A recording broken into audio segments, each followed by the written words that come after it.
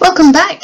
Last time we looked at effective planning, and in this part we are looking at overcoming procrastination, which is tip number 4 in this free time management course brought to you by Professional Futures.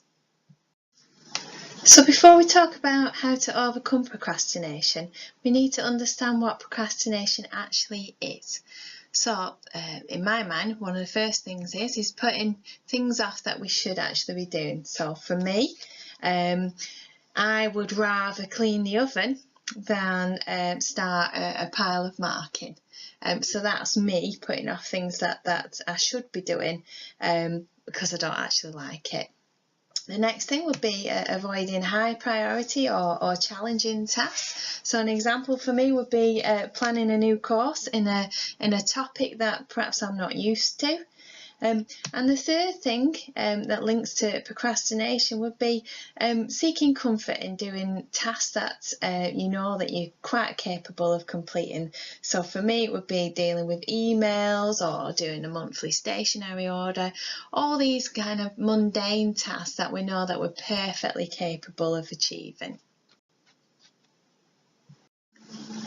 So we understand what procrastination actually is, but what we do need to know is what can actually cause procrastination. And there's a number of different things that would actually make you procrastinate on a day-to-day basis. So the first thing could be that you've got doubt in your own skills or resources. So you lack in confidence, which means that you put it off.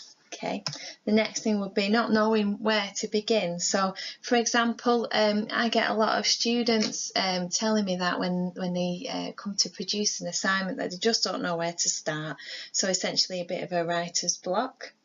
We'll have all heard the excuse of I'm just not in the mood. So waiting for the right time or the right mood in order to achieve that task that you've been putting off. You may underestimate the difficulty of the task, so that's pretty much putting it off so that in the end it becomes a little bit too late to achieve it. Or indeed overestimating the difficulty of the task. So again, you put it off because you just are scared of starting it. And the last one is perfectionism. So this is where you may research and look into doing that task so that it's done perfectly so much that you actually never actually start it. So these are some of the causes of procrastination. So in the next slide we'll be looking at what you can actually do about it. So we now understand what procrastination is. We now understand what can cause procrastination. So now we need to look at how we can overcome procrastination. So one of the first things that you can consider is a concept that's sounds a little bit gross actually, but eat that frog. So this is a concept brought to us by an author called Brian Tracy, who has come up with a number of different time management techniques. But I like this. I like the idea of eating that frog because it sounds disgusting and it sounds quite large as well. So my understanding of eating that frog is instead of actually avoiding something that might well be unpleasant, eat it, swallow it, get it down and then move on. That is my understanding of that task, that job that you keep putting off, because once you've ate it, swallowed it, you will actually feel 10 times better because you've actually done the one thing that you've been avoiding doing for some time. The next thing would be to perhaps find a small part of the task that you keep avoiding and actually do it right now. That way you'll have actually started achieving that task that you keep putting off. And the third thing you can think about is by looking at the emotion that you have associated with the task that you keep avoiding. Does it scare you? Does it bore you?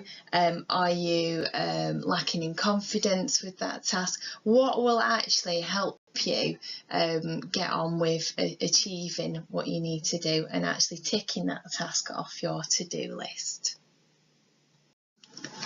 So other ways to overcome procrastination would be to look at your to-do list and finish something that is incomplete. That sense of achievement, once you've ticked it off, should give you the impetus to keep on going. And once you've ticked it off, delete it and move on. Again, that sense of achievement will help you then move on to the next task that perhaps you've been avoiding doing. But as perhaps our parents have taught us, sometimes you just have to face your fears and get stuck in. So when we're avoiding doing tasks that are part and parcel of our jobs, are part of what we're paid to do, sometimes you just have to suck it up. So I hope you've enjoyed part 5, where we've looked at overcoming procrastination. In the next part, we'll be looking at how to prioritise your time.